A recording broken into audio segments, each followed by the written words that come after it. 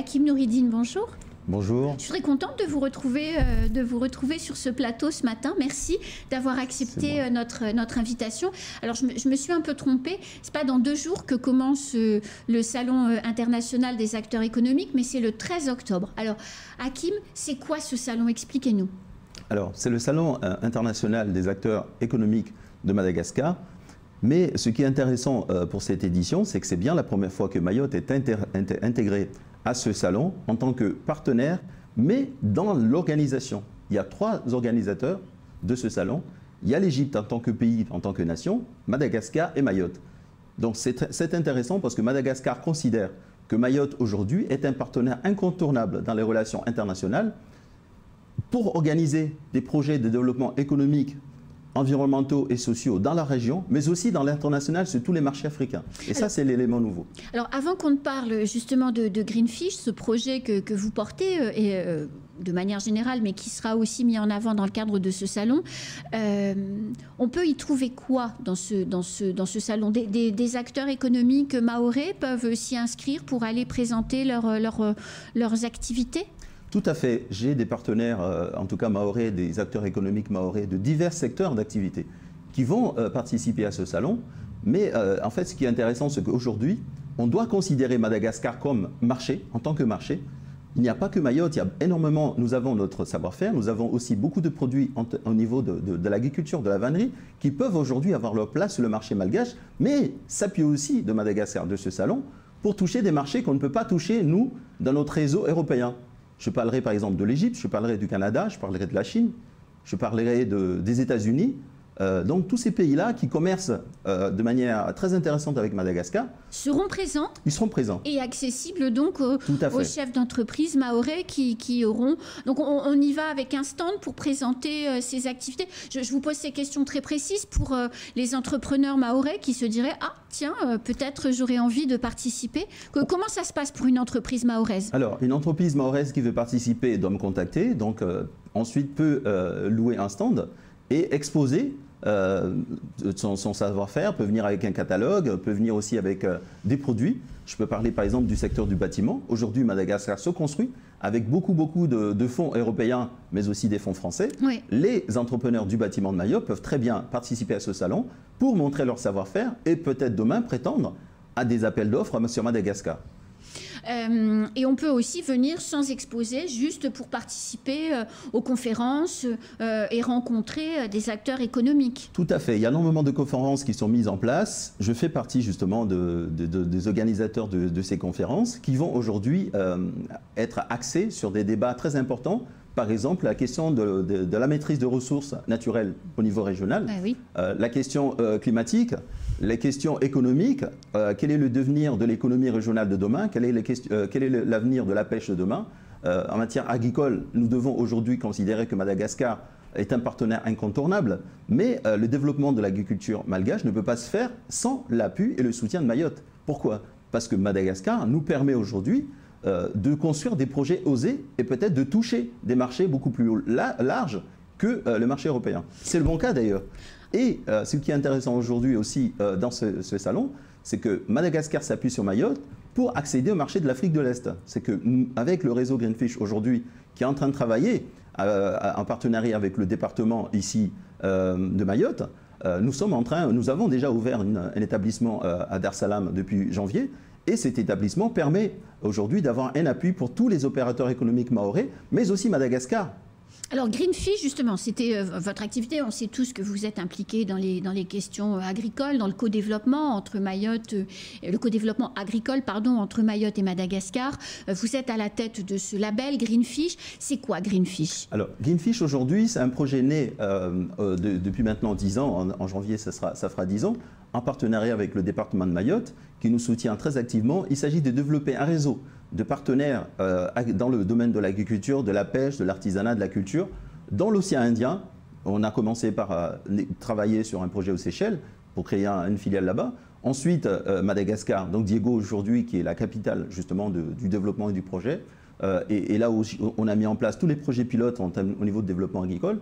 Ensuite, depuis très peu, on travaille beaucoup sur Anjouan.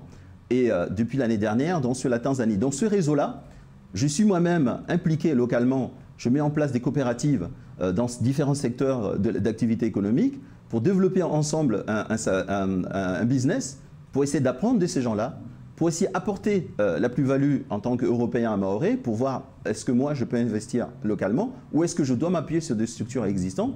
Et ce qui est intéressant aujourd'hui, c'est que ce réseau-là doit permettre à d'autres investisseurs mahorais de s'installer. Là, par exemple, ces personnes mahoraises qui viennent à Tananarive vont pouvoir demain aller en Tanzanie facilement parce qu'ils bénéficient du réseau Greenfish, en appui avec le département de Mayotte. Et donc, vous dites créer des coopératives. Donc ça, c'est ce que vous faites du côté d'Anjouan en ce moment, puisque vous y êtes très impliqué pour le moment. Mais in fine, quel est le bénéfice pour Mayotte? On a des investisseurs, ça j'ai bien compris, qui vont développer leurs activités dans les pays. Mais nous, on y gagne quoi? Plus de produits dans les magasins? Alors, ce qu'on y gagne, c'est qu'aujourd'hui, il faut considérer qu'il y a un gros problème de sécurité alimentaire. Ah oui. Et à Mayotte, c'est quand même un problème de santé publique.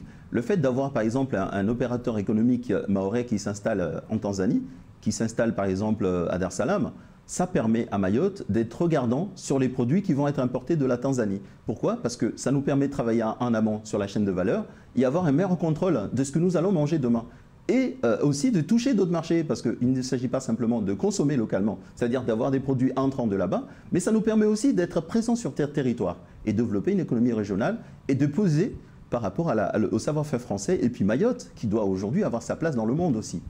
Alors, on pourrait, parce qu'on le sait très bien, l'une des difficultés dans les échanges avec les Comores, je ne parle pas que d'Anjouan, avec les autres îles également, y compris avec Madagascar, c'est le manque d'une ligne, d'une ou plusieurs d'ailleurs, lignes maritimes qui permettraient de ramener jusqu'à nous les marchandises que nos agriculteurs ou que les investisseurs ont réussi à faire pousser pour nous dans ces territoires.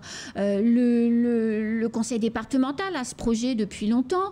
Les responsables malgaches, ici même sur ce plateau, du gouvernement malgache, ici même sur ce plateau, ont dit qu'ils avaient aussi ce projet. On en est où? Parce que c'est quand même un élément qui freine le développement. Tout à fait. C'est un élément indispensable aujourd'hui qui pèse justement sur les échanges. Mais l'élément nouveau aujourd'hui, c'est que il y a 10 ans, quand j'ai commencé Madagascar, oui, à Diogo, j'étais tout seul. Aujourd'hui, j'ai d'autres amis. J'ai une Mahoraise qui vit en métropole depuis 15 ans, qui me rejoint à la fin d'année, qui s'installe à Majenga. Donc le volume des affaires aujourd'hui, l'implication et le gain d'intérêt, en tout cas des Mahorais sur les échanges au niveau de la coopération, motive davantage le département à mettre en place des projets d'échanges maritimes ou aériens qui puissent justement faciliter cela. Là, sur la Tanzanie, vous avez vu dans l'actualité, le conseil départemental a validé la mise en place d'une ligne aérienne avec Air Tanzania qui sera, j'espère, opérationnelle bientôt. Ça va nous permettre, on travaille avec le conseil départemental à ce niveau-là sur le coût du fret aérien, ça va nous permettre d'acheminer des produits frais de la Tanzanie Mayotte. Peut-être demain, ça sera à Diego, ça sera à Madagascar. Mais en tout cas, tout ce qu'on fait dans ce label-là permet aussi d'avoir au département des éléments, en tout cas sur le terrain, pour pouvoir travailler sur des projets sérieux pour faciliter les choses. Et aujourd'hui, la forte implication justement de l'élu en charge de la coopération décentralisée européenne, Bibi Chamfi, et la volonté du président Benissa, qui est quand même un opérateur incontournable à Mayotte, parce que c'est quand même son 3e mandat, il s'y connaît. Bien sûr. Ça permet aujourd'hui d'avoir en tout cas des interlocuteurs politiques qui comprennent les enjeux et qui sont réactifs et qui sont fortement impliqués dans ce qu'on fait aujourd'hui. Et ça, c'est un élément très important qui me permet d'avoir de l'assurance sur justement les possibilités d'ouverture de cette ligne aérienne ou maritime. Sans ces lignes, comment on fait? Parce qu'aujourd'hui, vous ne les avez pas. Et le temps que ça se mette en place, ça prendra bien encore au moins 1 an ou 2, une fois que la décision sera prise. Comment on fait aujourd'hui? Alors, sans cette ligne, je vous assure que c'est très compliqué. Là, par exemple, on travaille sur un scénario d'importation de fruits et légumes de la Tanzanie. Effectivement, pour le moment, on n'a pas les autorisations parce qu'on ne peut pas avoir des permis d'importation de là-bas. Ça se met en place. Oui, parce que c'est une question de droit européen à respecter. On est en train d'y travailler depuis janvier avec le ministère de l'agriculture là-bas, avec les autorités, en tout cas de Mayotte aussi, ça va se faire. Mais de l'autre côté, effectivement, c'est très compliqué. Là, par exemple, de Diego, je viens de recevoir des marchandises il y a quelques jours, ça fait 1 mois et demi que c'est parti de Majenga. Donc c'est vrai que c'est compliqué, mais on ne peut pas ne pas travailler. Et aujourd'hui, c'est ce passé-là, même difficile, qui nous a permis de mûrir, de gagner en expérience et peut-être de savoir justement où sont les difficultés, où sont les failles et de construire quelque chose, d'apporter en tout cas des dossiers, des éléments de langage technique au département pour pouvoir améliorer les choses. Le réseau Greenfish que vous dirigez, il est aujourd'hui installé dans combien de pays et il y a combien de partenaires qui en font partie? Alors aujourd'hui, on est sur Diego, on est sur Amba Nzambilube, on est en train d'installer un partenaire sur Majega, on est sur la Tanzanie. En jouant, c'est aujourd'hui un agriculteur, un ancien médecin anesthésiste qui s'est reconverti dans l'agriculture, qui avait d'ailleurs gagné un concours à Mayotte sur les oignons. Ensuite, le ministère de la Culture comorien, qui est très impliqué avec nous dans le domaine culturel, l'artisanat, tout ça. Donc aujourd'hui à Diego, nous sommes à peu près 200 agriculteurs à travailler ensemble. Et ce qui est intéressant, c'est que le réseau s'agrandit tous les jours.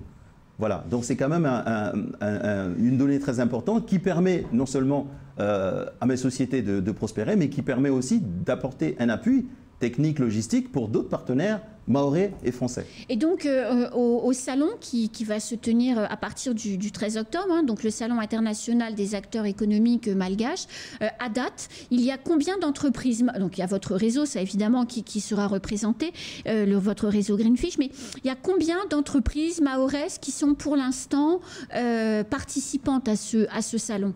Alors, pour le moment, nous n'avons pas beaucoup d'inscriptions. On a communiqué, mais c'est vrai que le Mahorais a peur d'investir à Madagascar. Ouais. Il se dit, voilà, je vais là-bas, je vais me faire dépouiller, c'est très compliqué.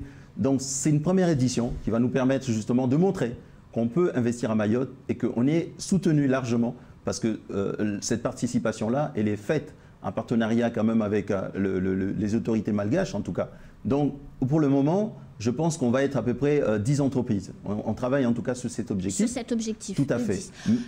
Pour celles et ceux qui vous ont écouté ce matin, puisque le temps de parole arrive à son terme, ils auraient envie d'un peu de discuter avec vous pour évaluer la pertinence pour eux de participer à ce salon. Ils font comment? Il y a un site internet où on peut vous contacter? Nous avons largement communiqué sur les réseaux sociaux. Donc, il y a un numéro de téléphone, il y a des adresses email. Donc, ensuite, sur la page de Hakim Nouridine. Sur la page de Label Greenfish. Label Greenfish, sur la page Facebook, on trouve toutes les coordonnées pour vous contacter, se rapprocher de vous et échanger pour valider l'opportunité de participer. Tout à fait. Et sur Madagascar, il y a une grande campagne de communication qui renvoie aussi sur mes contacts à Mayotte en tant que partenaire et co-organisateur. Merci beaucoup, Hakim Nouridine. Merci, c'est moi. C'est la fin de ce temps de parole. Tout de suite, la suite de nos programmes.